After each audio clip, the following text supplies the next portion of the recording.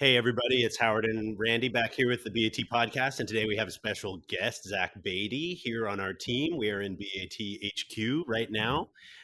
Zach works on the customer service and curation side of BAT. He and Howard have viewed and reviewed and checked out over 100,000 submitted cars now. So they kind of hold that award together. We're stoked to have Zach here with us. He's a fixture in the BAT staff and community. Zach, thanks for joining us. Hey, yeah, thanks for having me. And Howard, I think all three of us are going to talk about drives and road trips and distance covered in interesting vehicles. We have some interesting stories for that. And I think that drives a lot of the BAT community in terms of buying cars. What's the intended use? What do you end up doing with them?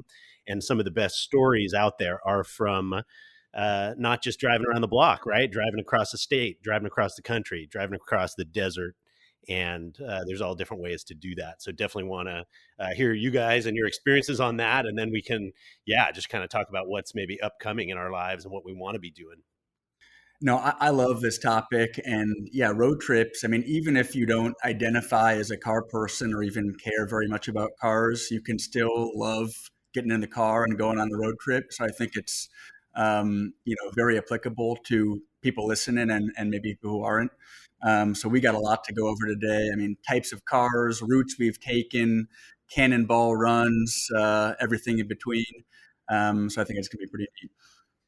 Yeah, and Zach, I know that you've done a few long drives like this. You've done a few of them recently. You've bought cars like all of us have, and brought them back to the BAT office and surprised everybody with them. And yeah, we're just psyched to get your perspective on that. When you think distance drive or when you think road trip, like what's the kind of stuff that pops to mind right away? Oh man, out of state for sure, which I wish I had way more experience in doing. But I mean, seriously, Howard's the one that has all the incredible stories. I'm like total hobbyist compared to him. But yeah, I just got back from longest drive I've done, which was East Texas all the way back to Bay Area here. How many days? I split it up across 5, but I mean, one was a 2-day hang in Vegas, which needed to happen. So yeah, those stories can be for podcast 12 potentially. But yeah, I mean, amazing. I'd never driven through Texas, only visited, and a huge fan of the way they drive out there. It was like the first time in my life, I think I'm driving through the USA and people in the left lane immediately get over in the right and let you pass. That's not very California, is it? No. Do you think that civility comes just because everybody's armed out there, or is it they're moving their F-250 over out of the way for you, or Dude, what? What was the deal? The lifted truck scene is pretty ridiculous. It's like neon in your chrome 24s. Yeah, definitely some rolling coal scene out there. Some 2500 dualies. But dude, everyone's super respectful. Everyone, like, you'll come up on someone, speed limit's 80, you're doing 85. They're hit right at the limit. They move right over with a wave. 2-lane highway with no divider, which I thought was really interesting. At 75, I feel like I probably sound like total California kid out here, just not used to that at all. But driving in Texas definitely felt distinct compared to California. What do you guys think? Have you driven in other states where it's felt? Yeah, for sure. I mean, it's different everywhere. So that's a 5-dayer. Howard, hit us with a couple of leaderboard drives that you've done at distance. What have they been? Yes, I'm happy to do that, Zach. I want to come back to your trip because you were planning it right here in the BAT office, and I was peeking over your shoulder. Like an onion, man. We'll reveal it in layers. I've had the good fortune of doing a number of cross-country trips, probably 14 or 15. Most interesting to me was I never wanted to do the same route twice. People say, you're with your buddies or your girlfriend, or where do you want to go? You want to go to the Caribbean? You want to go on this exotification? And I think a lot of people don't realize how wonderful the United States is and how many truly awesome places there are to be discovered. And one of the only ways to discover them is to get in the car and drive there, because especially for folks like us who live in San Francisco or New York or other major cities, and a very urban lifestyle, I think a lot of people maybe don't fully appreciate or have experienced the joy of cruising around this fantastic country we live in. So, man, some of my, Yeah, let me stop you there. And what are the joys you found? I mean, like going back to the routes, like one of my favorite was the far northern route, specifically Highway 2. It straddles the Canadian border, That's which two from Michigan down back into California. 2 basically goes from more or less Seattle to, I don't know, Duluth, Minnesota. And it's very, I was on 2 basically from Montana through North Dakota, spent that night in Dickinson, I think is Solid. South Dakota. Wouldn't, Not a winter route. This is a summer route. yeah, You no, did that in winter. yeah, not a lot of Zagat rated restaurants in Dickinson. There's some other stuff going on. And Um, sorry, what was the automobile? uh, that was in college. I had a little '07 Subaru Impreza, so a number of these trips were kind of college, immediate post college trips. Um, that car maxed out at about 124 and a half in fifth gear, turning about 5,800 RPMs. Um, This is all theoretical. This That is what you car, read on yeah, paper, right? that car's a classic now too, right? I it mean, we're is. selling those on BAT as collector's items now. Yeah, and beyond destinations, like personally really like super remote areas of the country. One reason why I love the state of Nevada, one of the most remote places I have been is Highway 30, which is in the northwest corner of Utah. Um, and part of going on a road trip is like, finding fast, straight roads with no one for 100 miles. And, not that you have to go, 100 miles an hour, although, Zach, I know you did some high speed testing on the most recent trip. Actually, I wanted to ask you, you did your Texas trip. I suggested that you stay in Marfa, which Yes. I've never been to, but folks listening maybe have been through there. Kind of a cultural oasis in West Texas, you might say. I believe where James Dean filmed the movie Giant in 55 or 6. How was that? Yeah, Marfa, thanks for the rec, dude. It was awesome. I don't know if this was a little bit factors of the current world or not, but it felt a little bit No Country for Old Men, but with an ironic mustache and like a hazy IPA. So a little bit of that scene going on. It was awesome. I mean, it was proper West Texas. Anton totally could have had that shootout with Llewellyn and totally in this city center, but dining was great. It felt like this funky little artist town just between. Really, it's all the way on the western side of Texas. It's probably an hour and a half out from El Paso, which is pretty much to the end. So yeah, funky. There was actually a cool car scene. There was a brand new Defender 110 with like full tent setup, off road scene out there. Police were very active at the four-way stop sign in front of my hotel, so definitely behaved myself for most of Marfa. But yeah, if you ever find yourself driving across the entire state of Texas, can't recommend it enough. And did you have some long days? I think my record is 1,100 miles in a single day, which is a lot. I'm sure people out there have done more. Depends. It's like the old David E. Davis line: "God doesn't punish you for miles driven before the sun rises." So depending on how much ground you want to cover, you do have to hit the road early. Did you? I know you had a co-driver with you, or maybe Oh he yeah, maybe wasn't as maniacal about mileage per day as you or I may no, have been. co-driver wouldn't exactly be described as a riser, I think, with any position of the sun. So there was a lot of late morning leaving, followed by sleeping in the car and early bedtime.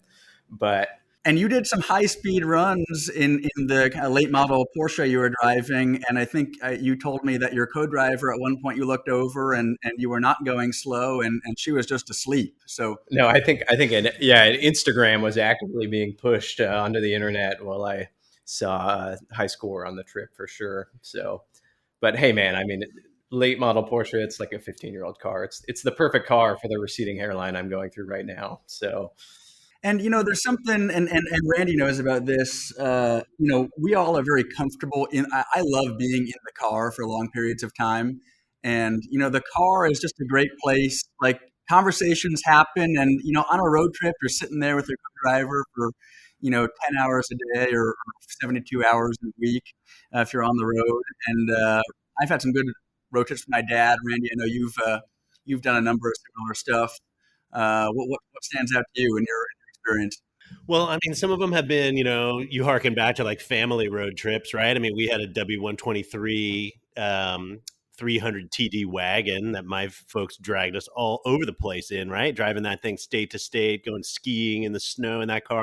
So I think of long trips in that because I was probably an impatient kid and we were covering miles all over the place, and that thing maxed out at whatever 64 miles an hour, right? So everything kind of took forever. But yeah, I mean, fast forward to me driving. I think yeah, there's both the events component, right? Like I actually do this as like a holiday, like go on drives like intentionally. Some people have to drive to get to the airport or have to drive to get to the resort they can kick their feet up. Like when I'm at the resort, I want to get in the car and like go cruise around and explore, right? So that's a weird DNA component of me. And yeah, like you said, maybe it comes from the family, like these events, whether it's in the desert Southwest or whether it's to national parks.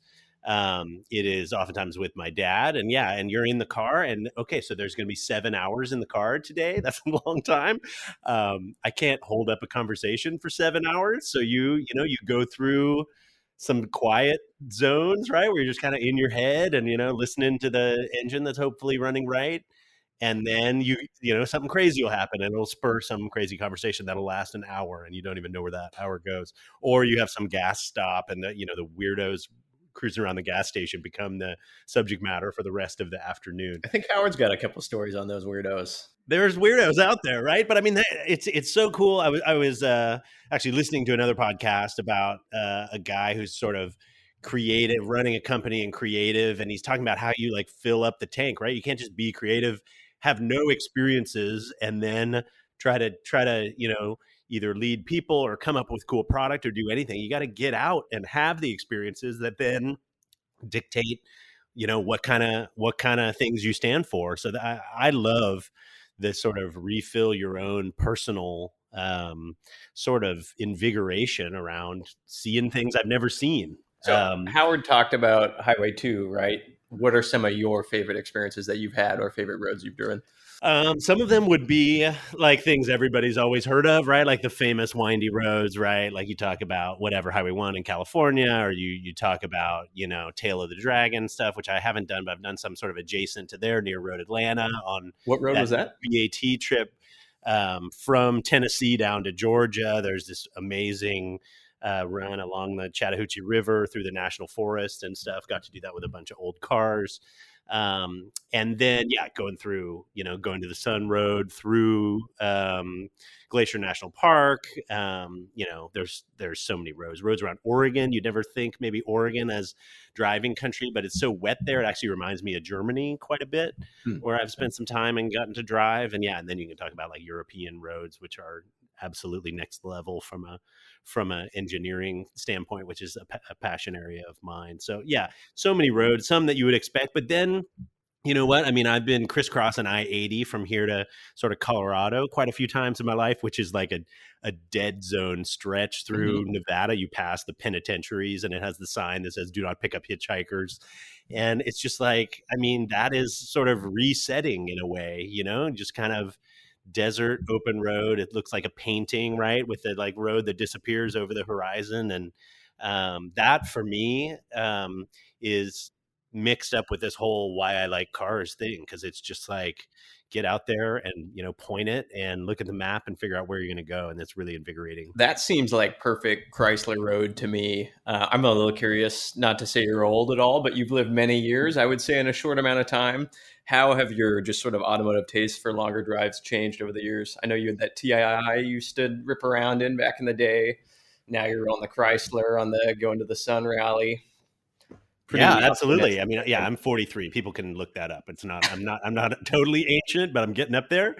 But yeah, so I own a 50s car. So I think that kind of makes me like the old dude now. But yeah, anyhow, I mean, I bought the Chrysler first off just because we were going to the Grand Canyon and we said, what's the coolest car to drive to the Grand Canyon in? And so bought a big 50s, tail fin car that's been a ton of fun with a Hemi in it. But yeah, I like momentum cars, or I like off-road stuff. You can talk about that too, right? Like the whole overland universe.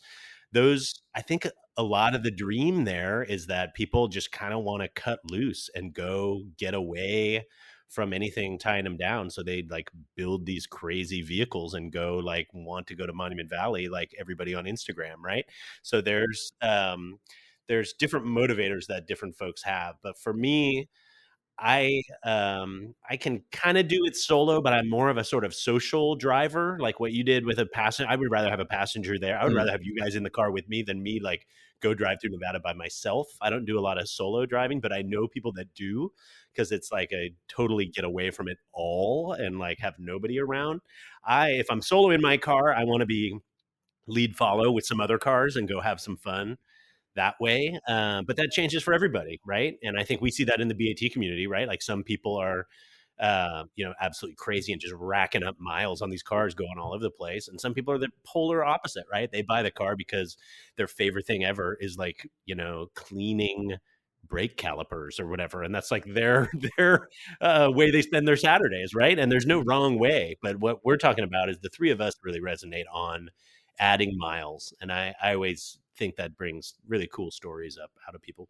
But no, Randy, what you said earlier was so perfectly articulated. There's this whole non-automotive uh, topic here, and it's really adventure and whatever you get out of that, and it's inspiration in your life, and whether you like cars or not. Kind of what I opened with. That's something that I think everyone really can really appreciate. As far as my taste, Zach. It's funny to think like driving old cars a long distance and we've talked about this kind of in past podcasts, like as time marches on, like if you hopped in a 70-year-old car to drive it across country, you hop in your 52 XK120, like that's a bigger adventure now than it was 30 years ago. It's aided by technology and cell phones and all that, but man, like my take, like give me a 2019 Escalade. That's where my tastes are evolving for a road trip. Nice, dude. You would have fit right in Texas. My most memorable trip was with my dad. I was coming back from University of Michigan. He had bought in Detroit a 1949 Hudson Commodore for steer of the step down body style. Wow, deep cut there. Alan's listening. That's Alan's all over 49 step down Hudson.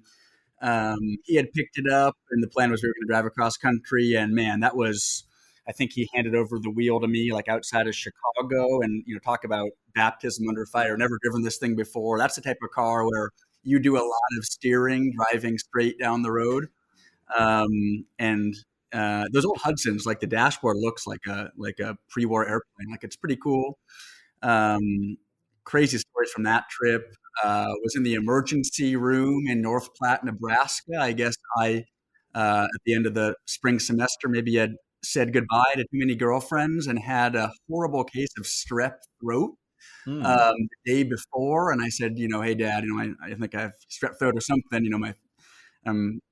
Not too comfortable over here. He said, oh, no, it's fine. We're certainly not stopping for your medical issue. Like, we got to get down the road. I got to be home by Saturday. We're driving a 49 Hudson. We're only averaging 58 miles an hour. Made it to North Platte. It was clear that my strep throat needed immediate antibiotic attention. Got the meds, got whatever, the Vicodin in the morning, and then we hit the road. What was the ER like out there? I guess maybe not. Yeah, I guess it was the ER. I don't know. It was. I was in and out 45 minutes. Got my strip, and I was, very happy to have the relief. And I talked to my dad. I said, I'm, gonna take these Vicodin now, and I hope you're good to drive for a while. And he said, yeah, no problem. And sure enough, a couple hours later, 2 hours later, he says, I'm kind of tired, which meant I'm tired. You're driving now. So anyways, this is going off in the weeds here, but yes, had an interesting few hours driving the Hudson that day.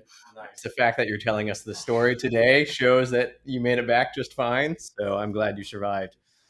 So I think Howard touched on an interesting point. You said 1,100 is your basically high score for single day. Mine's nowhere near that impressive. I did Bay Area to Seattle, which is around 800 single distance. What is yours, Randy? Oh, man. That's a good question. I think it was actually most recently, I was a total masochist, according to my friends, and we got a van with my whole family in Europe and drove from country to country to country. It was the equivalent of a Mercedes Metris in the U.S. Oh, yeah. but it has a different name over there. I'm forgetting what it was. It's getting hazy. This was probably 5 years ago now, 4 or 5 years ago. But anyway, we had numerous delays. So I don't know if we won on mileage, but we may have won on duration, how long we were driving. Okay. But I gotta pull up maps here right in front of me and figure out how far we went. But we drove from Paris, France, to deep into Italy in a pretty circuitous, non sort of direct mountainous sort of route that took a really long time, and that was our longest day of the whole trip, which had several long hauls. But in the U.S., I don't know. I mean, I think 10, 11 hour stretches happen from time to time, going back and forth across the western states. But I don't have it down to the miles like Howard does. He's got that kind of logged in his brain. Yeah, he prompted me to look. I think 805 is what I'm at. So sounds like I'm in last place at the table. Well, and part of this whole thing, which is a generational thing, is like knowing how to read a map and love it. I love maps. And like, how did people do these crazy trips, especially when you get into a big city, if you don't know where you're going, no phone? Like, it sounds kind of dumb to wonder about that, but it ain't easy. I remember when I graduated high school, my brother graduated college. The kind of joint graduation gift our parents got us was um, they said, "We're gonna, send you to Europe, and you're gonna rent a car for 3 weeks and go wild." And we did like 3,500 miles, 3,300 around Western Europe. This was '06, so yeah, pre iPhone, and that's kind of where my comment came from. Like, I'm just thinking back, like, what did we do? And we showed up in wherever, Marseille or Heidelberg. Like, you just kind of figured it out. It was, again, it goes back to the whole adventure component. But uh, yeah, we're talking about driving around the U.S. But yeah, Euro road trips are so You just wonderful. did such a beautiful job defining whole populations. You have pre-iPhone, which I think people will totally separate into two categories, and maybe a post-map we could throw in there as well. Just like yeah. I love using paper maps. I mean, we Yeah. still, on these rallies that we do, they typically give you a route book. None. I don't know. Maybe you guys know some of the rallies that are savvy enough to give you full digital, capability. But most of them uh, hand you like a route book, kind of old school style, or less. They hand you like a rumor, right? Like they hand you like, here's a bagel and here's our endpoint, and like go figure it out. And sometimes less than that, they hand you a route book that's wrong, and you Yeah. got to figure out the end destination. Totally. They'll hand you like all the mistakes that you're probably going to make. And yeah, so I think that sort of challenge and interest is super cool. And many of those, Howard, you can talk about this in terms of route planning. Maybe we'll talk about that next. But many of these cool events that I can't wait to get back to, that they're just starting to open up now because of lockdown. You know, you're out there. Often you're in no cell phone land anyway. So if you're like one of these people that are like, I solve all problems with my iPhone, it's like you're hosed, because there's no good option for that when you're going, down the Platte River Valley or whatever, and you got no external capability or digital feed. So I actually love that. You're a little bit flying blind, right? Like there goes the guy in the Porsche like across the wrong way, and you're like, I'm not following that dude. And then, you find somebody else you can hook up with, and that person's got a great navigator in their car. Let's just follow them and chase them.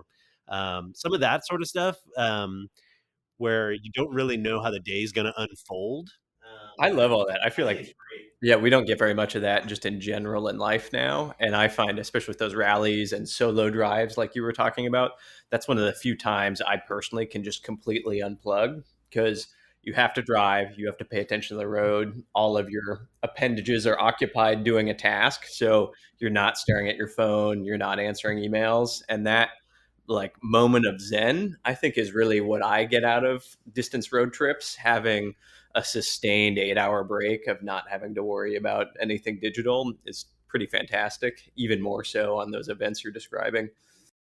Yeah, for sure. It fills the tank for me. But Howard, what would you say about? I know when you were planning, the era of the California Mille and different routes and all that sort of stuff. A lot of thought on events goes into that. But is that to get us from point A to point B, or is that to craft some sort of experience for the participant that takes them out of their comfort zone a little bit, maybe? Well, what you said, I mean, part of the romance and the challenge is kind of the low tech analog nature of it. I mean, old cars are low tech, and going on a rally, especially the drivers events that we like, it's not a wine and cheese tour, so you do have to find your way, to each day's destination. And it's kind of like the first rule of vintage rallying is never follow the guy in front of you. Um, so yeah, I think we all appreciate a nice iPhone app, and technology can be very helpful. But yeah, that's part of the romance for me. So yeah, planning events. I mean, you want to design a route that makes both driver and co-driver happy. So you want to give them good miles, but you also don't want to kill them and kick them in the teeth. And especially in old cars, you have to account for breakdowns and reliability, and the fact that your average rate of speed is probably not going to be the same as if you were in a modern car. Um, like Randy said, I mean, if you really want to go out and go on an adventure and find good roads, you're going to be in areas where there's no cell phone reception. And if you do have a problem, hopefully there's someone behind you coming up the rear that's going to help you out. But yeah, there's no guarantees in this stuff. And that's, I think, part of why we like it, because it is a challenge, and there is kind of that risk of the unknown that driving old cars always presents. Yeah, no guarantees, and not even a Dodge Grand Caravan support vehicle in some of the events Randy's talking about. Zero support, right? Like, who knows? You find the local farmer to help you out. But yeah, and I think it's worth giving some context to some folks. Some folks who are listening know very, very well that Howard's involved, and his family is involved with the California Relay and started that event, and that he and his brother now um, have planned that event, and how it's grown over the past number of years. And that event is continuing to evolve, and it's coming up here soon, and Howard will be on it. And it's always been just sort of such a cool thing that we've had Howard on the staff here at BAT, because of that history, that family history, and that just hands-on capability that he has for both events and people on the event, and the types of cars that have passed through that event.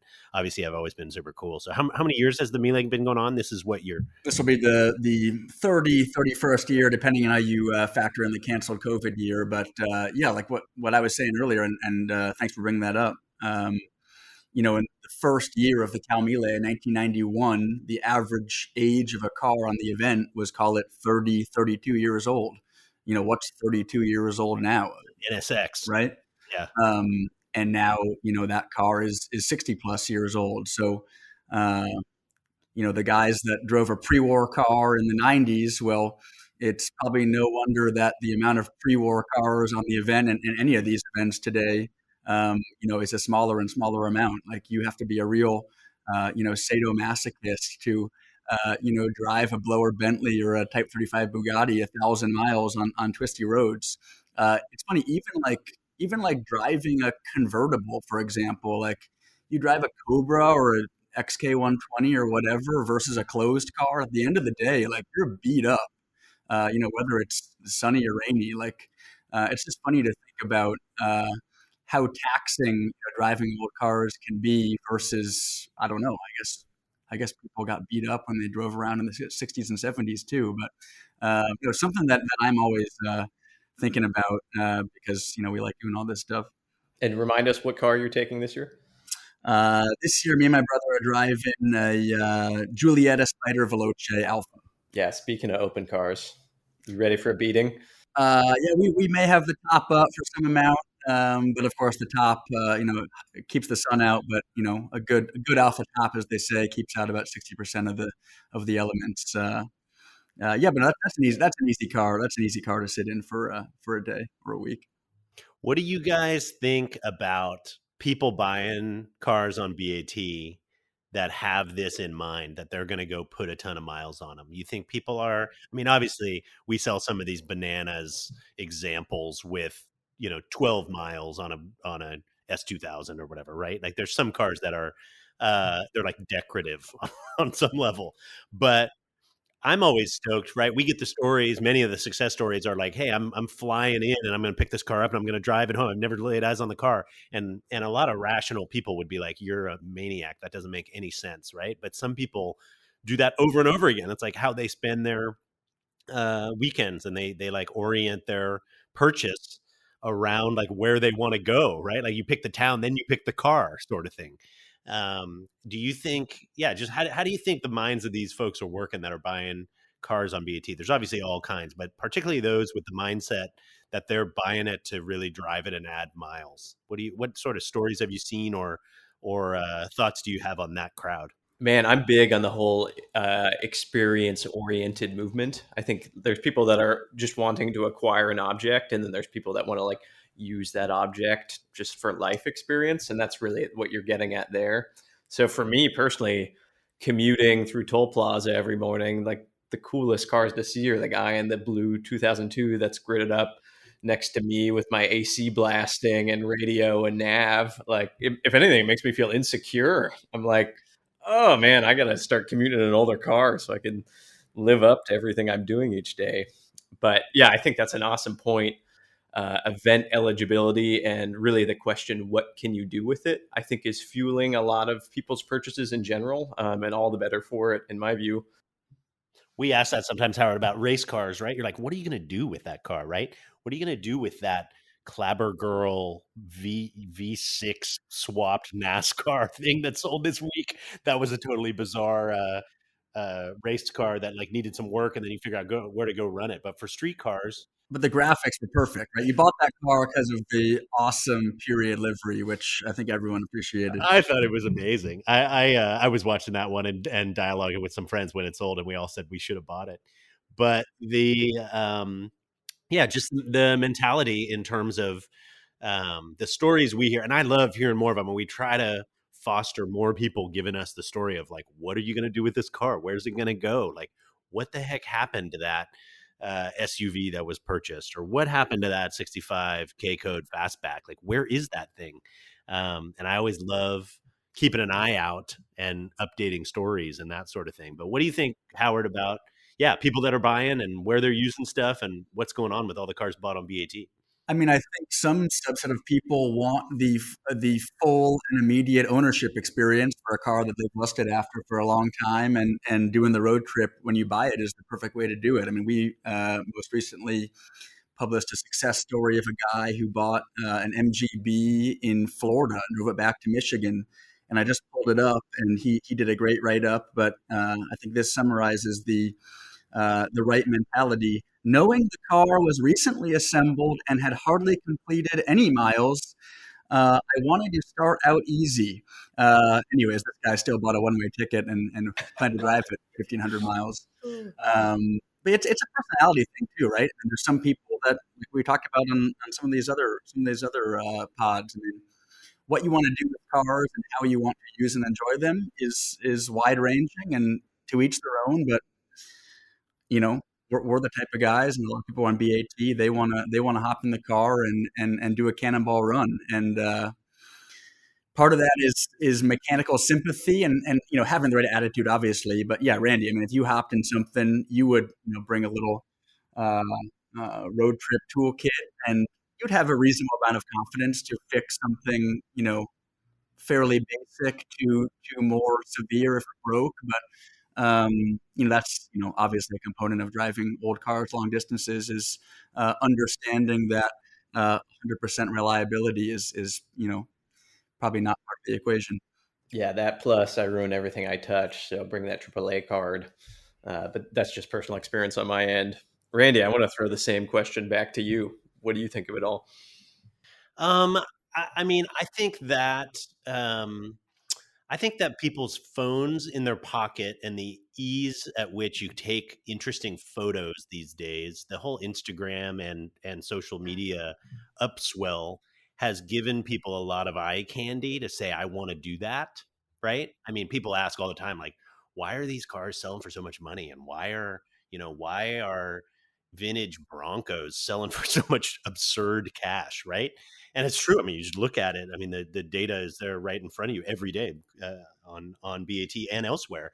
And I think there's just a lot of just sort of visual stimulus of like you're telling these stories, and my mind's eye goes to trying to imagine, you in the whatever in the ER in some small town, or you in Marfa, Texas, or what these 2-lane roads are like, or what, you know, um, mapping that on. And I think that's desirable for a lot of folks, right? And I think that that's how um, that sort of visual nature of cars and travel intersect. I mean, there's like a food element, right? The crazy stuff you're eating when you're in these faraway places. There's a sort of vacation reset sort of element. There's an adventure element. There's a nostalgia element, right? I was dragged around in the station wagon, so now I like that feeling of the wind going past the windows. I mean, all these things intersect in a way that I think it's true for us, but everybody has their individual flavor of that. And so they end up browsing on BAT. And I just love to tell the real authentic story and follow up with those stories on BAT, because that's inspiring for me too, right? Like hearing the guy that drove an MGB from Florida to Michigan, I'm like, dang, I haven't done a road trip in a couple months. Like I'm falling behind, right? It's like your toll plaza experience. You're like, wait a minute, that guy's like living, and I'm, sitting here on my email. What am I doing? So it's time to, bust out the map and find a car or get one of my cars running and go do stuff. So I think that resonates with folks in a positive way. There's a lot of like whatever social media, like lusting after pictures of, fantasies of phony stuff, but I think there's some genuineness to that I actually do respect when it gets somebody to figure out how to get outdoors, figure out how to clear their head and shake things up a little bit, and to Howard's earlier point, figure out how to see all the cool things that are around you. Right? There's a lot of positivity that can come from getting over the horizon line and figuring out what's over there, and I think that's super cool, and I respect it when I think one reason why you had mentioned some of the cars that the market is super strong for them and seems to be ever growing and increasing. I think a lot of these resto mod type builds, Broncos and Rovers and stuff like that. I think with modern drivetrains and upgrades, I think a lot of the interest in that in part is I think a lot of people view those as kind of an alternative to a modern daily driver. Like what Randy said, you can have all the coolness and nostalgia of driving a car you think is really neat without the reliability unknowns that old cars present to us. So I think that aspect is a big driver of the market. And on BAT, we see. I mean, um, we Zach and I try to pick the most interesting stuff that comes through, and modifications and builds can often be very personalized as they should be. But I think I really get that market and um, why people pay up for really well done cars because there is kind of this blue sky. I got what I want, and I can drive this thing every day or drive it across the country tomorrow, and do so, really confidently. So I get it. I love all that stuff. Yeah, I think well said, Howard. There's like a major difference of adding disc brakes to an early Bronco. It doesn't really take away from the experience. And then, some other of the maybe a more 90s fuzzy dice era resto mods that we see, I think are a little less usable and could be less described as an upgrade in the current day. But well said all around. Well, I do think, and my dad was a big drum brake guy. He made these bumper stickers in the 90s and gave them to all his friends. And they said, peace and prosperity with drum brakes. And his whole thing was, if everyone learned how to drive with drum brakes, the world would be a more civil, respectful place. And there is a lesson in there. So I agree, disc brakes have their advantages, but going back to learning life lessons and all the non-automotive aspects of playing with cars. Zach, you got the gears turning for me when you mentioned drum brakes. But oh yeah, we gotta revive those bumper stickers, dude. Yeah. We should start selling those again. we got a few boxes in the shop. Well, how many do you want? But yeah, no, there's something there. Yeah, I agree. So cool. Yeah, those are a lot of different stories on that front, and an interesting tie-in to what people are buying and selling on BAT. I'm always looking forward to new events, new adventures. Love hearing it out of the BAT community, but also try to rile up our team here. I mean, Howard's going on his event in a couple weeks. I'm excited to start signing up for some. We've talked about, designing our own, and we've had some BAT alumni gatherings and getting people together. And with so many cars going through the site, so many great cars and trucks going through the site, we want to do more and more to see these out on the road. One of the coolest things ever is when you spot a BAT car out on the road in the wild, right? If you ever get to do that, it's used to be a really rare occasion. Now at places like Monterey and other track events and stuff, you tend to be like, oh, that was a BAT car. But before, seeing one out on the road was like a milestone moment when I started seeing a few out and about, and started texting friends and staffers and saying, look at this. This was sold, 2.5 years ago on BAT. I remember the wheels. But that sort of stuff, seeing them in the wild is important and is part of our DNA and is part of the community's DNA. So all the listeners out there, we just want your guys' suggestions, your guys' stories about where you've been. That's where stuff like the Sled Show series has come from, and Cobus's photos from the track and all those, people just kind of reach out and say, that story resonated with me. And so I think the community like this. So we love that sort of connection that we get with the community. Would you guys agree with that? Oh, 100%. I think we ought to make longest distance traveled for success story an award end of year. I love that. I love the end of year awards, and would always love to expand on that and, give people more visibility and more high fives for doing that sort of Nova Scotia to LA, you're going to win.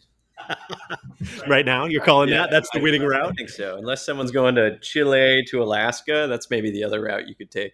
Oh man, we didn't even touch too much on like dreams of the next ones. Maybe we ought to hit that before we sign off. What's drives that we haven't done that we want to go? You clearly have one in mind. Oh, there's like I have 50 in mind, but you mentioned that. Gentry, the BAT co-founder, and I always used to look at pictures of South America, the like equivalent of the Salt Flats, the huge like open desert country that's down there, that you can drive. You can actually rent 4-wheel drives. We looked into it. You can rent 4-wheel drive Land Cruisers and drive across and do some amazing stuff. That would be like mind bending. We mentioned it on a previous podcast, but my other dream is Alaska and back. I'd like to go do that. Co-driver, who do you pick?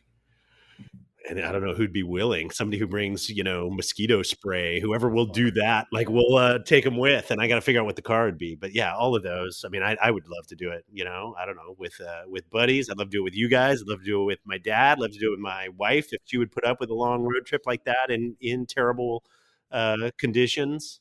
But there's so many options. Yeah, you'd say pick one. I got way too many.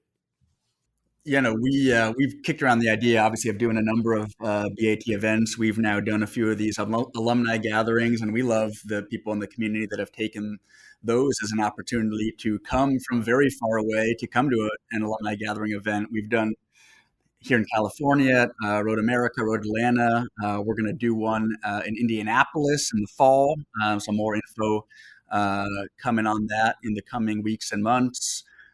We like Indy not only because the museum and the Speedway are awesome and we have a cool relationship with them, but there are so many community members in places like Chicago and Louisville and Tennessee and Ohio. And we have yet to do a cool BAT event that kind of serves that region of our community. So I fully expect that event. There will be people that come from near and far, and certainly a few that take it as an opportunity to hop in a car they bought on BAT and put a couple hundred miles behind the wheel to come join us. So that'll be neat.